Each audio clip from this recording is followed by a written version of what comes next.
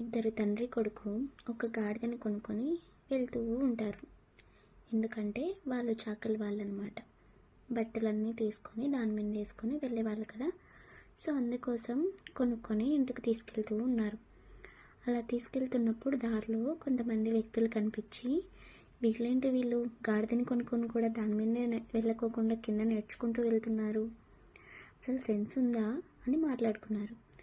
So అలాగని అన్నారనేసి ఇద్దరు ఎక్కి కూడా దాని మీద నుండి వెళ్తూ ఉన్నారు.